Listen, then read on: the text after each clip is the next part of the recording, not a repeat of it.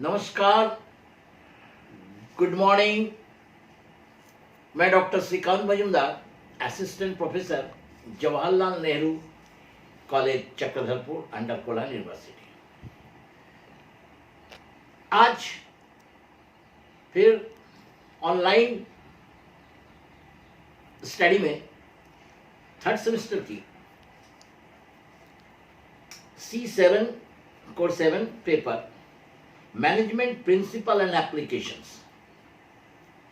मेरे प्यारे स्टूडेंट, मैंने इसके पहले आपको प्रबंध की परिभाषा, विशेषताएं आदि एक क्वेश्चन बता चुका था। आज एक बहुत ही इंपॉर्टेंट क्वेश्चन लेकर फिर मैं आपके सामने हाजिर हुआ हूँ।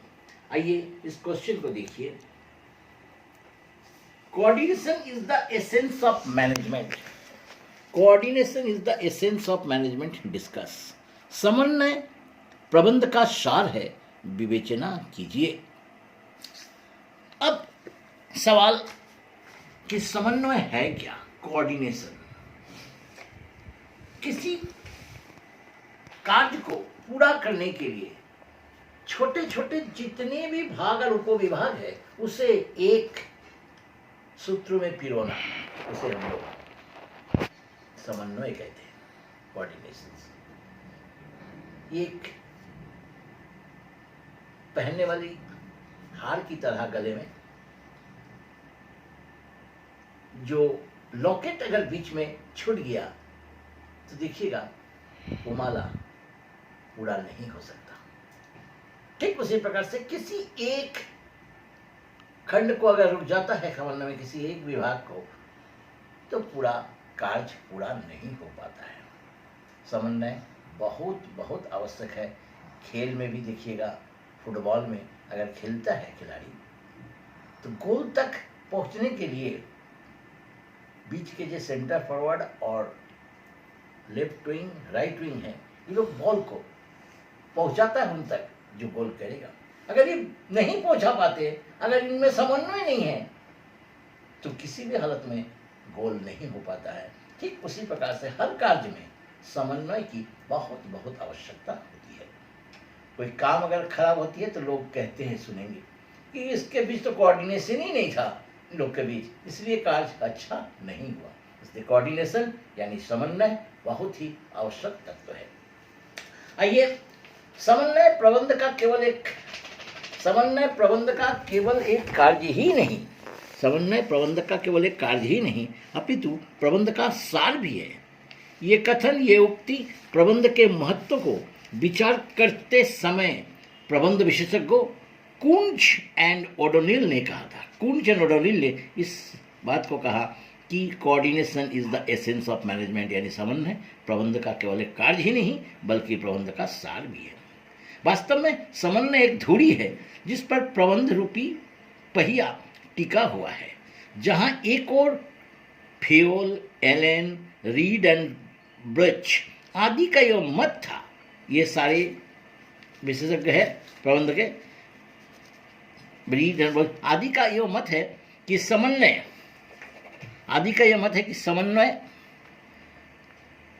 प्रबंध की पहिया है। और इनका यह भी कहना है कि समन्वय प्रबंध का प्रत्येक कार्य है।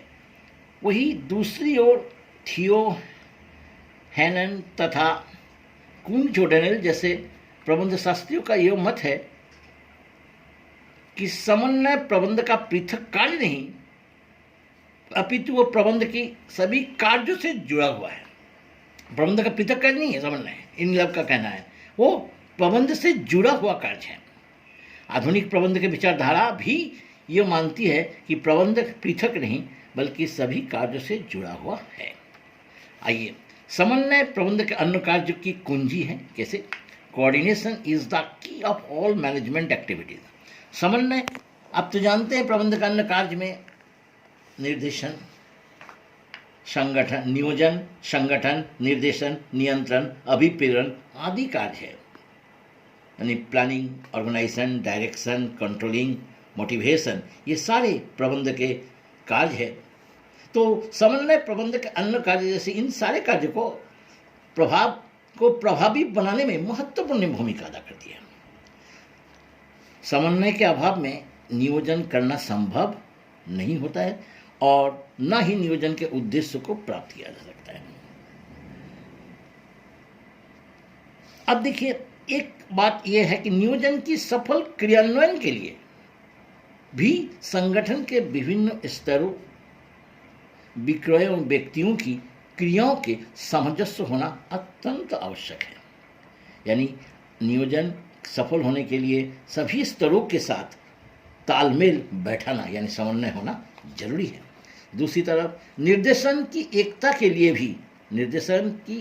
लिए भी समन्वय महत्वपूर्ण है, क्योंकि निर्देश एक अधिकारी द्वारा अपने अधीनस्थों क्रियाओं में दिया जाता है। जब तक उनमें समन्वय नहीं होगा तब तक उनका निर्देश कार्यकारी नहीं हो सकता। मान लीजिए ABCDE, ए से ई तक पहुंचना है एक निर्देश, ए बी को देगा, बी सी को दिया, लेकिन किसी कारणवश डी ने नहीं दिया तो बीच में रुक गया, यानी ABCDE तक वो नहीं पहुंचा, कार्य निर्देश पूरा नहीं हो सका। इसका मतलब समन्वय का अभाव है।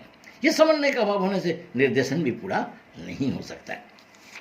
अभिप्रेरण का उद्देश्य केवल एक कर्मचारी का ही नहीं बल्कि सभी कर्मचारियों का संबंधित है। जब तक उनमें समन्वय नहीं होगी तब तक अभिप्रेरणा का कोई अर्थ नहीं रह जाएगा। यानी मोटिवेशन तब तक नहीं होगा जब तक सभी कर्मचारियों में समन्वय नहीं होता। जब तक कभी सभी कर्मचारियों में समन्वय नहीं होता, इसलिए अभिप्रेरणा मोटिवेशन के लिए भी समन्वय की बहुत बहुत बहुत आवश्यक होती है। इसका मतलब हम जानते हैं कि अभिप्रेरणा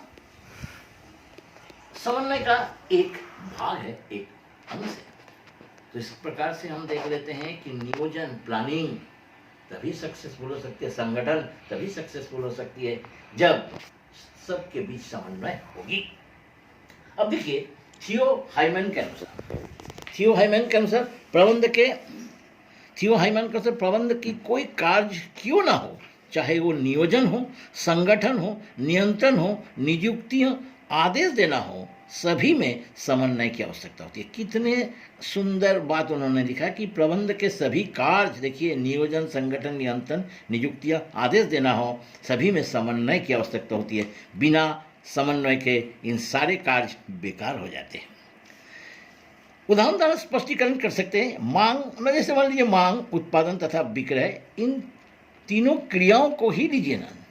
तीन चीज, जब तक मांग नहीं होगी, ये तो जानते हैं, वस्तु की मांग होगी तो उसकी उत्पादन करना होगा। जब तक मांग नहीं होगी तब तक उसका उत्पादन नहीं होगा। जब तक वस्तु की उत्पादन नहीं होगा तब तक विक्रय नहीं होगा। इस प्रकार मांग, उत्पादन तथा विक्रय के लिए समन्वय अति आवश्यक है। मान लीजिए मांग हुआ, उत्पादन नहीं हुआ तो क्या विक्रय हो सकता है? मांग हुआ, वस्तु की मांग हुई, उसकी उत्पादन करना संभव नहीं हो, किसी कारणवश उत्पादन नहीं हुआ या उत्पादन संस्था को पता नहीं चला कि उसको उत्पादन करना है उस वस्तु की, तो विक्रय नहीं हुआ, कंपनी को हानि हो सकती है। यानी समन्वय के अभाव के कारण, तालमेल न होने के कारण ये पूरा नहीं हो सका। अब सवाल, समन्वय की आवश्यकता, महत्व, need and importance of coordination. वर्तमान में व्यवसाय क्षेत्र हो, प्रशासन के क्षेत्र हो, खेल के मैदान में हो, सभी स्थानों पर समन्वय की आवश्यकता होती है। समन्वय की महत्व से भी पता चलता है कि समन्वय प्रबंध का सार है। क्या क्या है? Needs only unity of the commands and direction, आदेशों एवं निर्देशों में एकता पूरी हो सकती है समन्वय रहने से। यूनिटी एडमिस्ट डाइवर्सिटी, यानी विविधता में एकता। एक संस्था में अनेक प्रकार के लोग काम करते हैं, अनेक भाषाएं, अनेक जाति, अनेक धर्म, अनेक संस्कृति, इनमें विविधता लाना, आपस में तालमेल रखना, ये भी समन्वय है। यानी समन्वय के बिना ये विविधता में एकता नहीं हो सकती है। टोटल अकम्प्लिशमेंट इंक्रीजेस, कुल उपलब्धि में वृद्धि। जितने भी उपलब्धि प्राप्त होगी सभी संस्था से मिलकर, उनको भी समन्वय के लिए ही जरूरी है। हाई मोरल ऑफ एम्प्लॉयज़, कर्मचारी को उच्च मनोबल। जब आपस में कोऑर्डिनेशन रहता है ना, तो कर्मचारी भी खूब हाई मोरालिटी हो जाता है, उसकी मनोबल खूब ऊंचा हो जाता है, उनकी कार्य क्षमता में वृद्धि होती है। काहे? क्योंकि जानता है कि एक दूसरे को सहायता से ही हम कार्य को आगे बढ़ाएंगे। टू अचीव एंटरप्राइज गोल, संस्था के लक्ष्यों की प्राप्ति। संस्था के लक्ष्य क्या होती है? अधिक से अधिक लाभ कमाने के साथ साथ संस्था के विकास करना। इसलिए संस्था के लक्ष्य को प्राप्ति करने के लिए भी समन्वय की आवश्यकता होती है। टू मिनिमाइज कॉन्फ्लिक्ट, संघर्ष में कमी। प्राय संघर्ष होती है मालिक के साथ कर्मचारी का, कर्मचारी में हो जाती है। तो इनके संघर्ष के अनेक कारण हैं। इन मनमुटाव को दूर करने के लिए भी समन्वय बहुत ही महत्वपूर्ण होती है।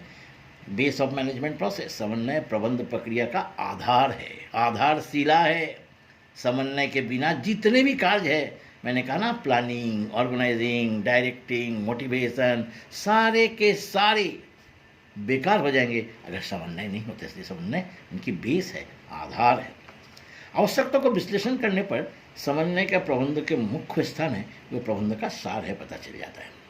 Coordination is needed off all levels of management, समन्वय की आवश्यकता प्रबंध के सारे स्तरों पर होती है। ये तो सारे हमने देखा, सभी यहाँ हमने आपको देखा कि सभी कार्यों में होती है, ये सभी स्तरों पर। अब तो जानते हैं प्रबंध के विभिन्न स्तर, top management, middle management, lower management. सभी स्तरों को यदि समन्वय की दृष्टि से देखा जाए तो स्पष्ट होता है कि समन्वय का संबंध किसी एक प्रबंधकीय स्तर से नहीं, बल्कि इसकी आवश्यकता प्रबंध के सभी स्तरों पर बराबर है। सभी समन्वय का संबंध सामूहिक प्रयासों के साथ होती है, नहीं कि केवल टॉप मैनेजमेंट करेगा तो होगा, टॉप के साथ मिडिल को भी आना होगा, लोअर का भी, सबका समन्वय होना चाहिए, तब जाके वो कार्य पूरा होता है। प्रबंध के सारे स्तरों का काम अनेक व्यक्तियों द्वारा सामूहिक रूप से पूरा किया जाता है। अनेक व्यक्तियों द्वारा सामूहिक रूप से प्राप्त किया जाता है।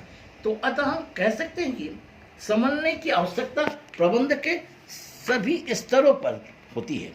सभी स्तर, टॉप से लेकर लोअर, लोअर से लेकर टॉप तक। इस प्रकार हम इसको देखते हैं कि बिना सभी के सहयोगिता से संगठन के कार्य यानी संस्था के कार्य पूरा नहीं होता, उसकी उद्देश्य को हम पूरा नहीं कर पाते हैं। इस प्रकार व्यावसायिक क्षेत्र में उत्पादन के विभिन्न साधनों में भी समन्वय न रहने पर उसका अस्तित्व खतरे में पड़ सकता है। देखिएगा, इस प्रकार हम क्या देखते हैं, व्यवसाय के क्षेत्रों में उत्पादन के विभिन्न साधनों में समन्वय न रहने पर उसका अस्तित्व खतरे में पड़ सकता है। उर्विक ने ठीक ही कहा है, संगठन का उद्देश्य ही समन्वय स्थापित करना है। उससे भी आगे बढ़कर बर्नार्ड की इस उक्ति समाप्त कर सकते हैं बर्नार्ड की इस उक्ति से हम लोग समाप्त कर सकते हैं, समन्वय किसी संगठन को जीवित रखने के लिए महत्वपूर्ण है। सोचिए कितनी बड़ी बात है, कोई भी संगठन तभी जीवित रह सकता है जब उनके सभी कार्यों में, सभी स्तरों पर, सभी कर्मचारियों में तालमेल रहे, यानी समन्वय रहे, तो जीवित हो सकता है। आज देखा गया है, जो संस्था आज इतनी अधिक आगे बढ़ा है, देखिएगा हमारे झारखंड में टाटा स्टील बहुत आगे है। इसका मूल कारण है कि इनके बीच कितने अच्छे समन्वय है, चेयरमैन से लेकर एकदम लोअर कर्मचारी तक के बीच बहुत अच्छा अंडरस्टैंडिंग है, समन्वय है, जिससे कंपनी में कभी भी कोई कार्य में रुकावट नहीं होती है। ये था समन्वय सार है। आज मैंने इस क्वेश्चन को आपको व्याख्या किया है, आगे और व्याख्या करेंगे, देखिएगा। इंपॉर्टेंट क्वेश्चन सब। नमस्कार, अच्छे रहिए, घर में रहिए।